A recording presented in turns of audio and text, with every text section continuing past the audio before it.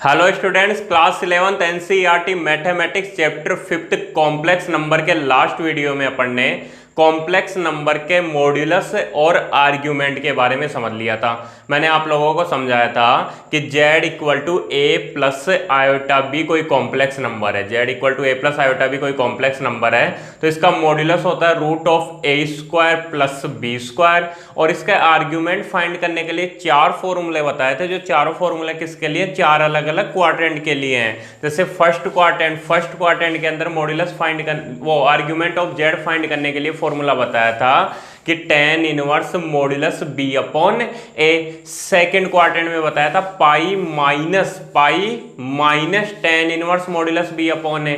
Third quadrant में बताया था minus pi plus tan inverse modulus b upon a. और फोर्थ क्वाड्रेंट में बताया था minus tan inverse modulus b upon a. तो इन्हीं बातों को ध्यान में रखते हुए अपन शुरू करते हैं अपनी एक्सरसाइज 5.2। और 5.2 का फर्स्ट क्वेश्चन है, ध्यान देना।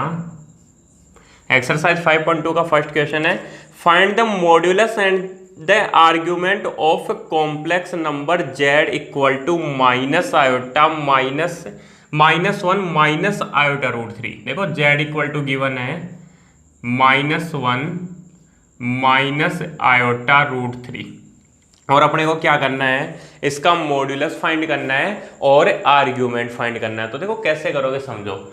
सबसे पहले क्या करना, जो भी z गिवन है ना, जो भी z गिवन है उसको a प्लस आयोटा b के इक्वल मान लेना। किसके इक्वल मान लोगे, a प्लस आयोटा b के। और अगर ये दोनों इक्वल हैं तो ऑन कंपेयरिंग, ठीक है, हिंदी में तुलना करने पर a की वैल्यू क्या आ गई, a इक्वल टू आ गया -1 और b की वैल्यू क्या आ गई -√3। ये समझ में आने लग गया होगा। a की वैल्यू तो देखो -1 और b की वैल्यू -√3 हो गई। अब a और b की वैल्यू आ गई। क्या पूछ रहा है, दो बातें पूछ रहा है। सबसे पहले पूछ रहा है मॉड्यूलस, तो मॉड्यूलस निकाल देंगे root of a square plus b square करके। और दूसरी बात पूछ रहा है आर्ग्यूमेंट। अब आर्ग्यूमेंट के लिए पहले चेक करना पड़ेगा कि z कौन से क्वाड्रेंट में लाई करता है, तो वो देख लेंगे। सबसे पहले अपन फाइंड करते हैं इसका मॉड्यूलस। तो मॉड्यूलस ऑफ z हिंदी में लिखोगे z का मापांक। तो देखो z का मापांक क्या होता है, root of a square plus b square. ये साइन आता है मॉड्यूलस ऑफ z का। Modulus of z equal to root of a square plus b square. तो root of a square, a का मतलब -1 का स्क्वायर, -1 का स्क्वायर प्लस बी का मतलब -√3, तो -√3 का स्क्वायर। तो modulus of z equal to -1 का स्क्वायर होता है 1, जानते हो, -1 का स्क्वायर 1 और प्लस -√3 स्क्वायर। तो देखो माइनस का स्क्वायर तो प्लस है और √3 का स्क्वायर होता है 3, √3 इंटू √3 और √3 इंटू √3 क्या होता है, 3 होता है। तो modulus of z equal to 1 + 3 का मतलब बेटा 4, तो √4 और √4 की वैल्यू हो गई 2। √4 की वैल्यू कितनी हो गई, 2 हो गई। पॉजिटिव वैल्यू लेनी है, तो ये तो निकालना आ गया होगा मॉड्यूलस। मॉड्यूलस बहुत ईजी है रे, root of a square plus b square कर दो। -1 का स्क्वायर 1 और -√3 का स्क्वायर 3, तो 1 + 3 = 4 और 4 का √2, आंसर आ गया।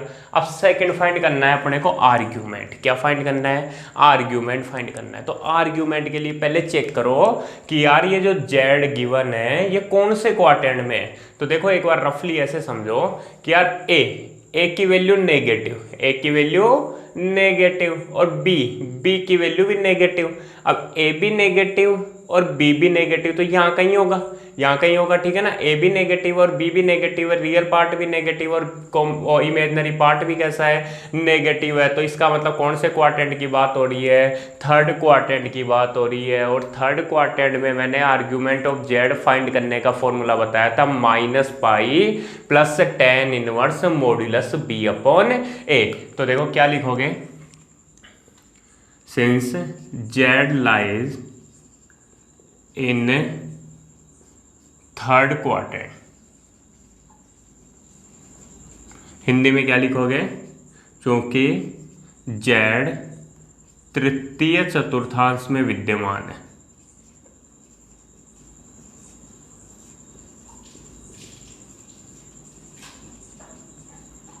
जेड कहाँ लाई करता है, थर्ड क्वाड्रेंट में, ठीक है। Therefore argument of z, argument of z क्या होगा, -pi plus tan inverse modulus of b upon a. आ गया समझ में। आर्ग्यूमेंट ऑफ जेड का फॉर्मूला क्या होगा, -pi plus tan inverse modulus b upon a. क्यों, क्योंकि यहाँ पे कौन से क्वाड्रेंट की बात हो रही है, थर्ड क्वाड्रेंट की। सेकंड की होती तो +pi minus tan inverse modulus b upon a करते, फर्स्ट की होती तो तब अपन करते हैं tan inverse modulus b upon a, और फोर्थ क्वाड्रेंट की बात होती तो -tan inverse modulus b upon a हो जाता। तो देखो -pi plus tan inverse modulus b, देखो b की वैल्यू है -√3, कितनी है, -√3, और अपॉन में a की वैल्यू है बेटा -1, -√3 अपॉन -1 हो गया। तो देखो -पाई प्लस tan इनवर्स क्या होगा, नेगेटिव नेगेटिव कैंसिल हो जाएगा, पॉजिटिव, और क्या बचेगा, √3 बचेगा। अगर मान लो यार नेगेटिव नंबर भी बचता तो भी मॉड्यूलस उसको कैसा बना देता, पॉजिटिव बना देता। तो देखो फिर क्या आएगा, -pi plus tan inverse √3, tan theta की वैल्यू √3 कब होती थी, जब theta is equal to 60 degree हो। tan थीटा की वैल्यू √3 होती थी जब थीटा इक्वल टू 60 डिग्री हो, और 60 डिग्री का मतलब कितना, π/3, 60 डिग्री का मतलब π/3, और 30 डिग्री का मतलब π/6। तो यहाँ कितना आ जाएगा, 60 डिग्री का मतलब π/3, tan इनवर्स √3 की वैल्यू 60 डिग्री का मतलब π/3। अब क्या होगा, यहाँ 3 एलसीएम लोगे, तो क्या आएगा, -3पाई प्लस पाई, प्लस पाई, और -3पाई प्लस पाई क्या होता है, -2पाई, तो -2पाई/3। ये किसकी वैल्यू आ गई, आर्ग्यूमेंट ऑफ जेड की वैल्यू आ गई। क्या आ गया, आर्ग्यूमेंट ऑफ जेड -2पाई/3। मुश्किल नहीं है क्वेश्चन, इजी है, पहले भी अपन ने एग्जाम्पल कर रखा है। क्या करना है, जो भी जेड दे रखा है उसमें ए और बी निकाल लो। फिर क्या पूछ रहा था, सबसे पहले पूछा मॉड्यूलस, तो मॉड्यूलस के लिए √a² + b² कर दो। और फिर क्या पूछा, फिर पूछ रहा था, बोले आर्ग्यूमेंट ऑफ जेड, तो आर्ग्यूमेंट ऑफ जेड के लिए फॉर्मूला अप्लाई कर दो। मान लो क्वेश्चन ऐसे आ जाता कि इसको, ये जो दिया हुआ जेड है, इसको क्या करना है, अपने को इसको चेंज करना है, कन्वर्ट करना है पोलर फॉर्म में, ध्रुवीय रूप में। तब क्या करते हैं, तब अपन जानते हैं कि जेड का जो पोलर फॉर्म होती है, देखो क्या लिखते हैं, पोलर फॉर्म ऑफ जेड। तो जेड की जो पोलर फॉर्म होती है वो क्या होती है, r cos theta plus iota sine theta. तो फिर कैसे हो जाता, जेड इक्वल टू आर की जगह आर कोस, आर की जगह आर की वैल्यू कितनी है, 2, ठीक है ना। मॉड्यूलस ऑफ जेड का मतलब क्या होता था, आर, बताया था ना कल, मॉड्यूलस ऑफ जेड, ठीक है ना, वो किसके इक्वल होता है, आर के इक्वल होता है। अब मॉड्यूलस ऑफ जेड ही तो आर के इक्वल होता था ना, ये जो लाइन आती है ये, ठीक है। तो आर की जगह 2, फिर कोस थीटा की जगह -2पाई/3 प्लस आयोटा साइन थीटा की जगह -2पाई/3। बस इसको ऐसे कैसे छोड़ना होता और अपना क्वेश्चन कंप्लीट हो जाता। लेकिन वो तो कब, जब पोलर फॉर्म पूछता। अभी पोलर फॉर्म तो पूछ नहीं रहा था, तो जैसा क्वेश्चन था वैसा अपन ने सॉल्व कर दिया। उसके बाद देखो बेटा, इसका क्वेश्चन नंबर 2 है। क्वेश्चन नंबर 2 में ज़्यादा कुछ नहीं, जेड को चेंज कर रखा है, और जेड बोल रहा है, बोले कितना है, -√3 प्लस आयोटा है। जेड क्या है, -√3 प्लस आयोटा दे रखा है। जेड की वैल्यू क्या दे रखी है, -√3 प्लस आयोटा। और बाकी सेम क्वेश्चन है, वही find the modulus and argument of z equal to -√3 plus iota. तो z equal to -√3 plus iota है, तो जब इसको a प्लस आयोटा b के इक्वल मानोगे तो a की वैल्यू -√3 और b की वैल्यू 1। क्यों, क्योंकि कितने आयोटा, 1 आयोटा, कितने आयोटा, 1 आयोटा। तो क्या निकालोगे, मॉड्यूलस ऑफ जेड, तो मॉड्यूलस ऑफ जेड क्या होगा, √a² प्लस b² हो जाएगा, √a² प्लस b²। तो इसका मतलब क्या होगा, देखो √a² का मतलब -√3 का स्क्वायर प्लस b का मतलब 1, तो 1 का स्क्वायर हो गया, ठीक है। मॉड्यूलस ऑफ जेड को r लिख देता हूँ ना, यहाँ पे भी r ही लिख देता हूँ। तो r इक्वल टू क्या होगा, देखो √−√3² -√3² 3 और प्लस 1² 1, तो r इक्वल टू वो √4 और √4 की वैल्यू 2 हो गई।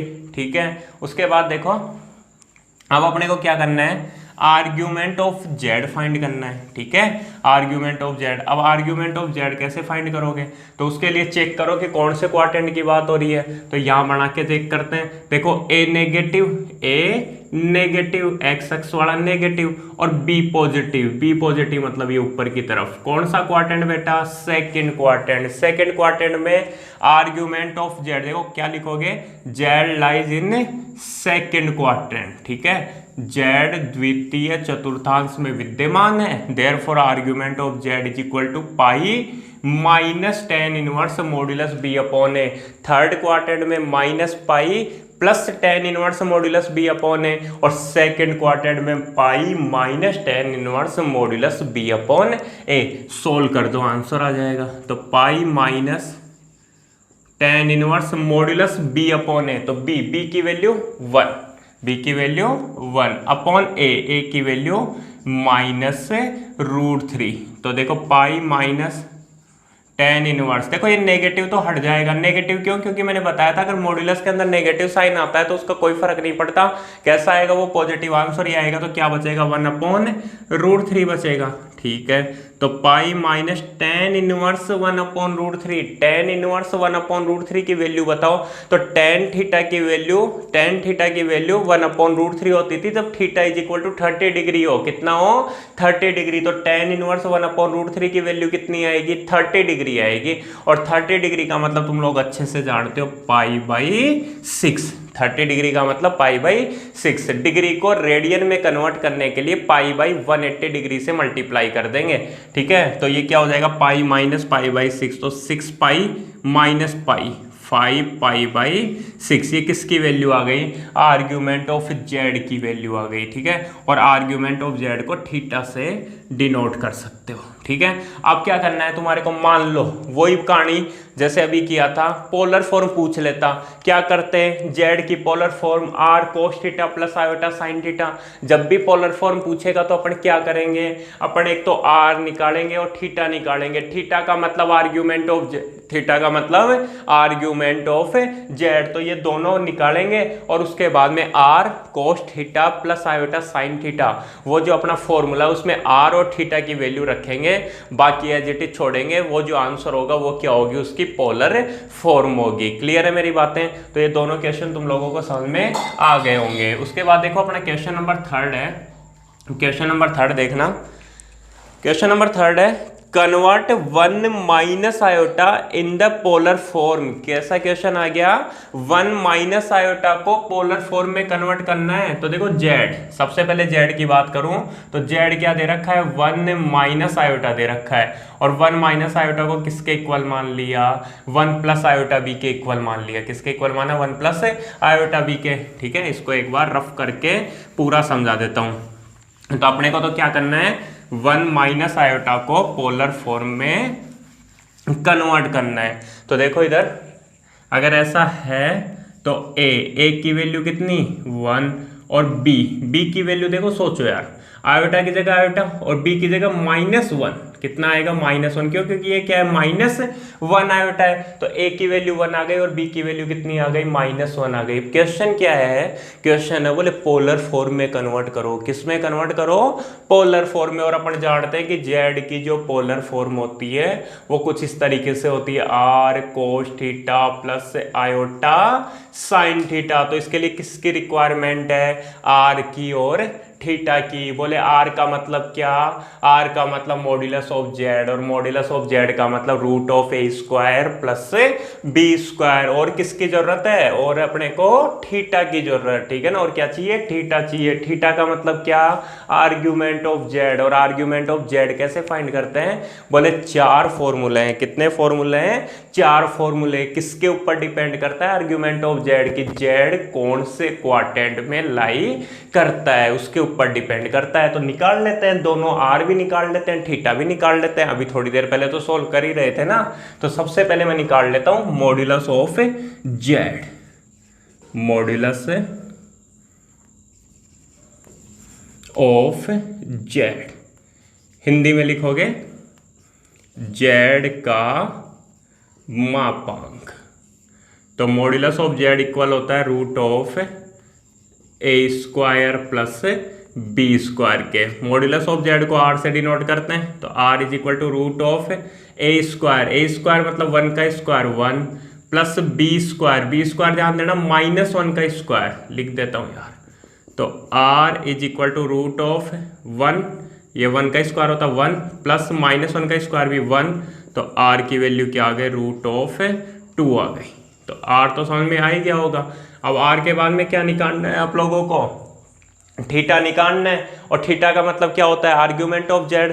लास्ट में लिखवाया था तुम लोगों को कि आर का मतलब होता है मॉड्यूलस ऑफ जेड और थीटा का मतलब क्या होता है, आर्ग्यूमेंट ऑफ जेड होता है। तो अब अपने को क्या करना है, आर्ग्यूमेंट ऑफ जेड की वैल्यू फाइंड करनी है। तो उसके लिए सबसे पहले चेक करो कि ये जो जेड है ये कौन से क्वाड्रेंट में लाई कर रहा है। तो चेक करता हूँ, देखो इधर ध्यान दो। ए, ये इस तरीके से चेक कर लो यार। ए की वैल्यू पॉजिटिव, ए की वैल्यू पॉजिटिव, बी की वैल्यू नेगेटिव। कौन सा क्वाड्रेंट आ गया, ये फोर्थ क्वाड्रेंट आ गया। समझ पा रहे हो, ए पॉजिटिव और बी नेगेटिव कहाँ होता है, फोर्थ क्वाड्रेंट में। यहाँ होगा कहीं ना कहीं, ठीक है। तो फोर्थ क्वाड्रेंट में फॉर्मूला अप्लाई करो। तो सबसे पहले लिख देता हूँ Z lie in fourth quadrant. Hindi में क्या लिखोगे, जेड चतुर्थ चतुर्थांश में विद्यमान, जेड का विद्यमान है, चतुर्थांश में विद्यमान है, ठीक है। तो इसलिए क्या होगा, इसलिए आर्ग्यूमेंट ऑफ जेड क्या होगा, -tan inverse modulus b upon a होगा। क्या होगा, -tan inverse modulus b upon a. तो देखो tan इनवर्स मॉड्यूलस बी की वैल्यू है -1, तो -1 अपॉन ए की वैल्यू कितनी है 1, ठीक है। तो tan इनवर्स, देखो -1 अपॉन 1 होता है -1, लेकिन मॉड्यूलस के कारण +1, ठीक है। मॉड्यूलस यही तो करेगा, माइनस को किस में कन्वर्ट कर देगा, प्लस में। तो tan इनवर्स 1 आ गया, ठीक है। प्लस को हटा दूं तो tan इनवर्स 1, और tan इनवर्स 1 की वैल्यू होती है π/4।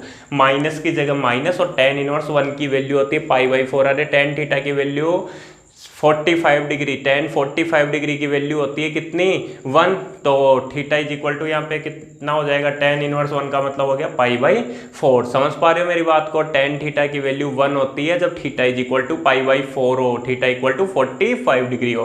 तो ये किसकी वैल्यू आ गई अपने पास में, आर्ग्यूमेंट ऑफ जेड। और आर्ग्यूमेंट ऑफ जेड का मतलब थीटा, यहाँ पे क्या काम करेगा वो, थीटा का। अब क्वेश्चन क्या पूछ रहा था, क्वेश्चन में अपने को तो पोलर फॉर्म पूछ रहा है, therefore polar form of Z, Hindi में लिखोगे जेड का ध्रुवीय रूप, जेड का ध्रुवीय रूप। और पोलर फॉर्म ऑफ जेड होती है, होगा तो जेड के इक्वल ही ना, r cos theta plus iota sine theta, r cos theta plus iota sine theta. तो देखो आर कोस थीटा, थीटा की वैल्यू -π/4, कितनी, -π/4, plus iota sine theta, theta की वैल्यू -π/4। समझ में आ गई होगी मेरी बात। और यही क्या है अपना जेड है। तो जेड की वैल्यू क्या आ गई, r cos -π/4 plus iota sine -π/4। किस तरीके से किया, जेड का ध्रुवीय रूप, जेड के ध्रुवीय रूप का मतलब होता है r cos theta plus iota sine theta. R की और थीटा की रिक्वायरमेंट थी, आर का मतलब root of a square plus b square कर दिया, ठीक है। ए का मतलब रियल पार्ट ऑफ जेड और बी का मतलब इमेजनरी पार्ट ऑफ जेड, ठीक है। थीटा निकाला, थीटा के लिए चेक किया यार, ए पॉजिटिव था बी नेगेटिव था, ए पॉजिटिव था बी नेगेटिव था। इसका मतलब कैसा होगा, ये फोर्थ क्वाड्रेंट की बात हो रही है, फोर्थ क्वाड्रेंट में tan की वैल्यू हो आर्ग्यूमेंट ऑफ जेड की वैल्यू होती है minus tan inverse modulus b upon a, कल समझाया था अच्छे से।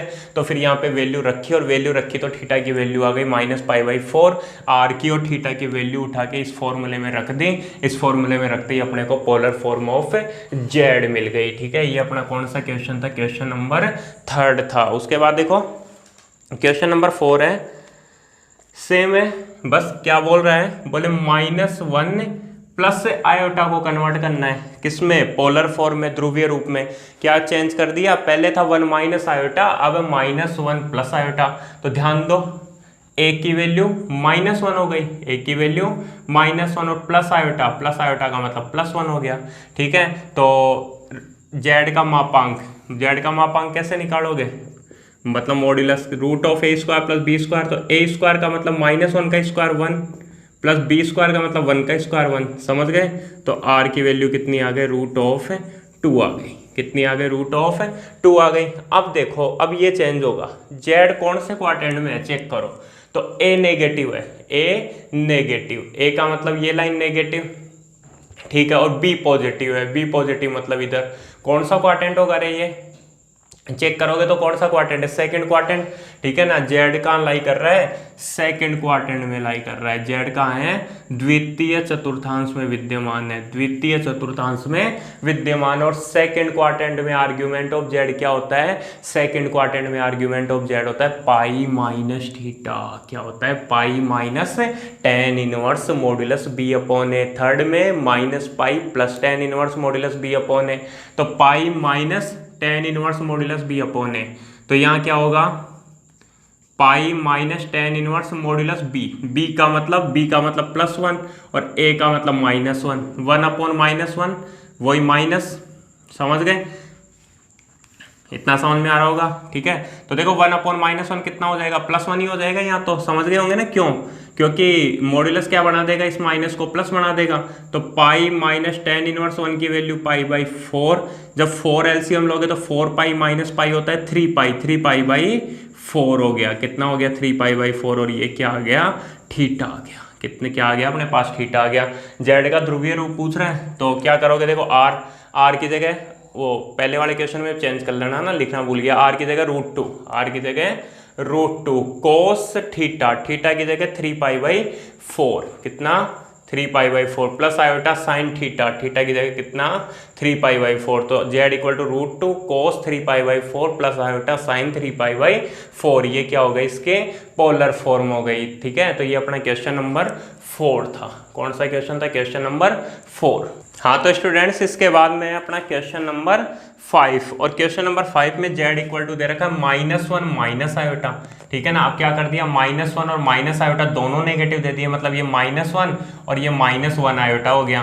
तो क्या होगा, देखो वही 1 का स्क्वायर 1 और 1 का स्क्वायर 1, अरे -1 का स्क्वायर भी 1 और -1 का स्क्वायर 1, 1 और 1 कितना करेगा, 2 आ जाएगा। ठीक है, उसके बाद देखो दोनों नेगेटिव है, ये भी नेगेटिव, तो थर्ड क्वाड्रेंट की बात हो रही है। ठीक है ना, कौन से क्वाड्रेंट की बात हो रही है, थर्ड क्वाड्रेंट की बात हो रही है। अब शायद समझ पा रहे होंगे तुम लोग, जेड का है थर्ड क्वाड्रेंट में, और थर्ड क्वाड्रेंट में क्या होता है, argument of z -π plus theta, आ रहा है समझ में, -π प्लस थीटा, तो -π समझो, देखो -π प्लस थीटा, थीटा की जगह क्या, वो tan inverse modulus b upon a, तो टेन इनवर्स मॉड्यूलस बी की वैल्यू -1 अपॉन ए की वैल्यू -1 अपॉन -1 प्लस 1, तो क्या होगा, देखो -π प्लस टेन इनवर्स 1 और टेन इनवर्स 1, तो -π और प्लस टेन इनवर्स 1 की वैल्यू होती है π/4, तो देखो -3π/4 आंसर आ जाएगा। क्यों, -4π प्लस π क्या होता है, -3π/4। यहाँ पे जेड में केवल यहाँ पे क्या होगा, यहाँ पे नेगेटिव साइन लग जाएगा और कुछ भी चेंज नहीं होगा। क्यों, क्योंकि आर की वैल्यू तो सेम है √2, तो जेड इक्वल टू हो गया √2 cos -3π/4 plus iota sine -3π/4। Question समझ में आ रहे होंगे, अगर नहीं आ रहे हैं तो एक बार थोड़े ठंडे माइंड से समझना कि अपने को क्या फाइंड करना है, उसी के अकॉर्डिंग फिर क्वेश्चन सॉल्व हो जाएंगे। उसके बाद देखो क्वेश्चन नंबर 6 में बोल रहा है -3, केवल क्या बोला, -3 बोला, तो ध्यान दो जेड इक्वल टू क्या बोल रहा है, -3, तो एक होता -3 को लिख दूं क्या, -3 + 0 आयोटा लिख सकता हूँ। -3 का मतलब -3 प्लस 0 आयोटा। याद करो -3 को मैं बोलता था purely real complex number. Purely real complex number क्यों, क्योंकि यहाँ पे इमेजनरी पार्ट क्या है, 0 है। तो अगर इसका कंपैरिजन करोगे a प्लस आयोटा b से, तो a की वैल्यू कितनी, a = -3 और b की वैल्यू कितनी, b = 0। ठीक है, तो अब देखो सबसे पहले अपन निकालते हैं r की वैल्यू। ठीक है, तो r = देखो r होगा √a² प्लस b²। तो √a², का मतलब -3 का स्क्वायर प्लस b² का मतलब 0 का स्क्वायर। तो r = √−3 का स्क्वायर, -3 का स्क्वायर होता है 9, समझ गए, -3 का स्क्वायर 9 प्लस 0 का स्क्वायर 0। तो r = √9 + 0 का मतलब 9 हो गया, और r = 3। r की वैल्यू क्या आ गई, 3 आ गई। उसके बाद में क्या निकालना है तुम्हारे को निकालना है आर्ग्यूमेंट ऑफ z फाइंड करेंगे। तो अब देखो आर्ग्यूमेंट ऑफ z कैसे फाइंड कर रहा हूँ, ध्यान देना। सबसे पहले चेक करो कौन से क्वाड्रेंट की बात हो रही है। तो कौन से क्वाड्रेंट में है, सबसे पहले तो देखो इसको दर्शाता हूँ एक बार नंबर को, तुम्हें देखते ही पता लग जाएगा यार कितने डिग्री आंसर आने वाला है। आर्ग्यूमेंट का मतलब समझते थे, जैसे मान लो ये लाइन है, तो ये जो एंगल होता था वो आर्ग्यूमेंट ऑफ z होता था। ठीक है, ये लाइन समझ गए ना, मॉड्यूलस ऑफ z की है। तो अब एक होता है -3 + 0 आयोटा, क्या होगा, कहाँ होगा, तो x की वैल्यू तो -3 और y की वैल्यू 0। तो x की वैल्यू -3 और y की वैल्यू 0, यहाँ पॉइंट होगा।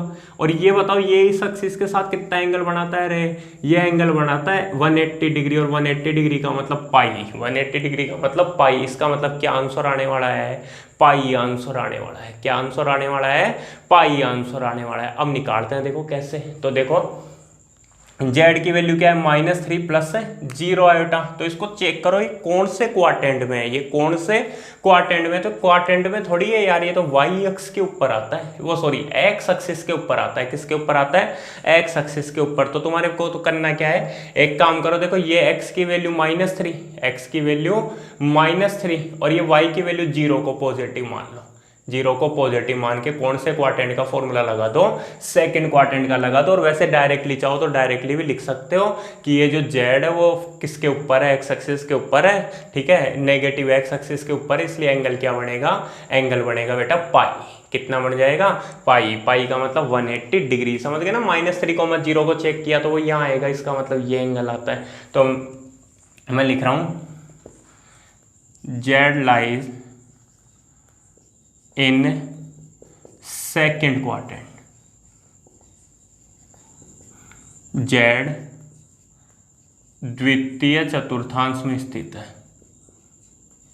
दूसरे में क्यों मान लिया, क्योंकि 0 को पॉजिटिव मानते हुए, ठीक है ना। तो द्वितीय चतुर्थांश में स्थित है। और अगर सेकेंड क्वाड्रेंट में है, therefore argument of z = pi -tan inverse modulus b/a। Second quadrant में क्या फॉर्मूला होगा, पाई -tan इनवर्स मॉड्यूलस b/a। तो फिर देखो पाई -tan इनवर्स मॉड्यूलस b की वैल्यू 0/a का मतलब -3, 0/-3। तो क्या होगा, पाई -tan इनवर्स 0, क्यों, क्योंकि ऊपर 0 उत्तर 0, ठीक है ना। 0/-3, ऊपर 0 आते ही क्या कर देना, उत्तर 0 कर देना। 0/-3 क्या हो गया, 0 हो गया। तो देखो पाई -tan इनवर्स 0 की वैल्यू 0, क्यों, क्योंकि tan थीटा की वैल्यू 0 कब होती थी, जब थीटा = 0 डिग्री होगा। तो पाई -0, और पाई -0 का मतलब कितना आ गया, पाई आ गया। ये तो अपने को डायरेक्टली पता लग रहा था यार, कितना आएगा, पाई आएगा। और अगर पाई आ गया तो लिख दो polar form of z। Hindi में लिखोगे z का ध्रुवीय रूप, ठीक है। और z का जो ध्रुवीय रूप होता है, पोलर फॉर्म होती है, वो होती है z = r cos theta plus iota sine theta. तो z = r का मतलब 3। तो यहाँ 3 cos थीटा, थीटा की वैल्यू पाई, तो cos pi plus iota sine theta, theta की वैल्यू पाई। इसको ऐसे कैसे छोड़ना है, यहाँ पे कोस पाई और आयोटा साइन पाई की वैल्यू मत निकालने लग जाना। कोस पाई और साइन पाई की वैल्यू निकालते तुम लोग वापस से यहाँ आ जाओगे, ठीक है, इस बात का ध्यान रखना। तो ये क्वेश्चन से जो है, जैसे क्वेश्चन नंबर कौन सा है, क्वेश्चन नंबर 5 है। ये क्वेश्चन तुम लोगों को समझ में आने लग गए होंगे, ठीक है ना। 5 नहीं है यार, क्वेश्चन नंबर कितना है, 6 है, ठीक है। तो ये क्वेश्चंस तो तुम लोगों को समझ में आने ही लग गए होंगे। फिर भी आगे के जो क्वेश्चंस है वो तुम खुद भी कर सकते हो, फिर भी समझा रहा हूँ। जैसे 7 नंबर है √3 प्लस आयोटा, तो √3 प्लस आयोटा तो बहुत सिंपल है यार, फर्स्ट क्वाड्रेंट में है। कौन से क्वाड्रेंट में है, फर्स्ट क्वाड्रेंट में। और फर्स्ट क्वाड्रेंट में वैल्यू आएगी, देखो tan inverse 1/√3, tan inverse modulus b/a करोगे तो tan इनवर्स 1/√3 और tan इनवर्स 1/√3 की वैल्यू कितनी होती है, 1/√3 का मतलब यार 30 डिग्री और 30 डिग्री का मतलब π/6।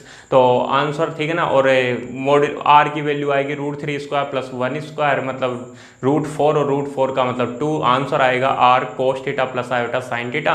r की जगह 2 रखना, थीटा की जगह π कितना आया था अभी, 30 डिग्री आया था ना, हाँ, π/6 रख देना तो तुम्हारा सॉल्यूशन आ जाएगा। फिर भी नहीं आता तो एक बार मेरे को कमेंट बॉक्स में बता देना, मैं तुम लोगों को सोल्व करवा दूंगा। लास्ट है, देखो इसका क्वेश्चन नंबर 8 है, आयोटा। केवल क्या बोल रहा है, आयोटा बोल रहा है, ठीक है। तो देखो इसको भी सोल्व करते हैं। यहाँ पे बोल रहा है ये जेड की वैल्यू है आयोटा, और आयोटा को लिख रहा हूँ 0 प्लस आयोटा, 0 प्लस आयोटा। इसको बोलते हैं प्योरली इमेजिनरी कॉम्प्लेक्स नंबर। और इसकी तुलना जब a प्लस आयोटा b से करोगे तो a की वैल्यू आएगी 0 और b की वैल्यू आएगी 1, b की वैल्यू 1। तो r तो बहुत सिंपल वे में निकाल सकते हो। r कैसे निकालोगे, देखो r equal to √a² plus b²। a का मतलब 0 का स्क्वायर 0 प्लस b² का मतलब 1 का स्क्वायर 1, 0 प्लस 1 का मतलब √1 और √1 का मतलब 1। तो r की वैल्यू क्या आ गई, 1 आ गई। अब देखो डायरेक्टली थीटा भी निकाल सकते हो, कैसे, 0 प्लस आयोटा कहाँ होगा, चेक करो 0 प्लस आयोटा कहाँ होगा, देखते हैं। x की वैल्यू 0 और y की वैल्यू 1, x की 0 और y की 1, तो x 0 और y 1 यहाँ आएगा ना यार, यहाँ। और यहाँ पे बताओ ना कितना एंगल बनता है, 90 डिग्री तो बनता है। कितना बनता है, 90 डिग्री बनता है। तो क्या करो तुम लोग, तो तुम्हें या तो समझ में आ जाता है तो अच्छी बात है, नहीं आता तो कोई बात नहीं। b तो पॉजिटिव है ही है, b तो पॉजिटिव है ही है, मतलब b पॉजिटिव होने का मतलब ये b पॉजिटिव, y x वाला पॉजिटिव, और इस 0 को भी पॉजिटिव मान लो, 0 को पॉजिटिव मानते हुए कर लेना ना। तो कौन से क्वाड्रेंट की बात कर लो, फर्स्ट क्वाड्रेंट की, ठीक है। यहाँ पे कौन सा है, ये भी पॉजिटिव, 0 को पॉजिटिव मानते हुए। वैसे 0 न्यूट्रल होता है, ना पॉजिटिव ना नेगेटिव, लेकिन चेक करोगे भाई कौन से कहाँ पे है ये तो y एक्सिस के ऊपर है और y पॉजिटिव y एक्सिस के ऊपर, इसलिए कितना एंगल बन रहा है, 90 डिग्री का एंगल बन रहा है। अभी सोल्व करेंगे तो भी 90 डिग्री आएगा। तो z कहाँ लाई कर रहा है, प्रथम चतुर्थांश में, फर्स्ट क्वाड्रेंट में। और अगर फर्स्ट क्वाड्रेंट में लाई कर रहा है तो फर्स्ट क्वाड्रेंट में आर्ग्यूमेंट ऑफ z होता है tan इनवर्स मॉड्यूलस b/a, ठीक है। तो tan इनवर्स मॉड्यूलस b, तो b की वैल्यू 1/a, a की वैल्यू 0, 1/0। अब ये बताओ tan इनवर्स 1/0, 1/0 याद करो, 10th क्लास में एक चीज पढ़ते थे, 1/0 का मतलब अनंत। वास्तव में अनंत नहीं होता, वो मैं 3rd चैप्टर पढ़ाऊंगा तब समझाऊंगा। वास्तव में यहाँ लिखना है नॉट डिफाइंडेबल। क्या होता है, नॉट डिफाइंडेबल। 1/0 क्या होता है, नॉट डिफाइंडेबल, हिंदी में बोलते हैं परिभाषित। और अगर पढ़ रखा है तो कोई बात नहीं, ऐसे समझ लो, ये साइन पढ़ते थे ना। अब ये वो तो tan इनवर्स अनंत कहाँ होता है रे, अनंत होता है 90 डिग्री के ऊपर। tan थीटा का मान अनंत कहाँ होता है, 90 डिग्री। या tan इनवर्स नॉट डिफाइंडेबल, मतलब tan थीटा नॉट डिफाइंडेबल होता है 90 डिग्री पे, और 90 डिग्री को रेडियन में बोलते हैं π/2। क्या बोलते हैं, π/2। तो tan इनवर्स 1/0 का मतलब क्या आ गया, π/2 आ गया। r की वैल्यू 1, थीटा की वैल्यू π/2 हो गई। रख दो r cos theta plus iota sine theta, यहाँ रखोगे 1 और यहाँ पे कितना रखोगे, π/2 रख देना, ठीक है। इसके आगे और सोल्व कर देना, z इक्वल टू 1 को तो हटा दो और क्या आ जाएगा, केवल cos π/2 प्लस आयोटा साइन π/2। इसको और सोल्व मत करने लग जाना कि cos π/2 और आयोटा साइन π/2 की वैल्यू रख दो। नहीं, cos π/2 की वैल्यू 0 होती है और साइन π/2 की वैल्यू 1 होती है, तो वो 0 + 1 आयोटा ही हो जाएगा। और 0 + 1 आयोटा तो ऑलरेडी दिया हुआ था, उसी में कन्वर्ट हो जाएगा। अरे इसका रूप ही तो वो है, इसी की तो पोलर फॉर्म है, इसलिए, ठीक है ना। तो इस तरीके से क्वेश्चन नंबर 8 भी कंप्लीट हो गया। एक बार समझ लो, क्वेश्चन नंबर 7 छोड़ा था, अभी कोई बात नहीं, समझा देता हूँ। क्वेश्चन नंबर 7 में दे रखा था √3 प्लस आयोटा, क्या दे रखा था, √3 प्लस आयोटा। तो √3 प्लस आयोटा की तुलना करो a प्लस आयोटा b से, तो a इक्वल टू √3 और b equal to iota b, iota b का मतलब 1, ठीक है ना, 1 आयोटा। तो क्या करोगे, a square plus b square करोगे तो √3 का स्क्वायर 3 और b का स्क्वायर 1, 3 प्लस 1 कितना हो गया 4, और 4 का रूट कितना हो गया 2 हो गया। जेड कौन से क्वाड्रेंट में, फर्स्ट में ही है, क्यों, क्योंकि दोनों ही पॉजिटिव है, ये भी पॉजिटिव और ये भी पॉजिटिव है, तो इसलिए आर्ग्यूमेंट ऑफ जेड वही tan inverse b upon a. तो b की वैल्यू कितनी 1, b की वैल्यू 1 अपॉन a की value √3, tan inverse 1 upon √3, tan inverse 1 upon √3, तुम ही बता दो, tan inverse 1 upon √3, theta is equal to बोल दूं मैं तो सीधा π/6, क्यों, क्योंकि कितने डिग्री पे होता है, 30 डिग्री पे होता है, 30 डिग्री का मतलब समझ गए π/6 हो गया। तो क्या आंसर आएगा, r is equal to 2, r की जगह 2 रख दिया, cos थीटा, थीटा की जगह π/6 हो गया, ठीक है। तो 2 cos π/6 प्लस आयोटा साइन π/6। तो इस तरीके से क्वेश्चन नंबर कौन सा था, क्वेश्चन नंबर 7 भी कंप्लीट हो गया, 8 मैंने करवा ही दिया। तो इस तरीके से अपने एक्सरसाइज 5.2 कंप्लीट हो गई है। तुम लोगों को शायद ये जो एक्सरसाइज है वो समझ में आ गई होगी। अगर कोई भी प्रॉब्लम आती है तो आप लोग मेरे को कमेंट बॉक्स में बता देना। जय हिंद, जय भारत।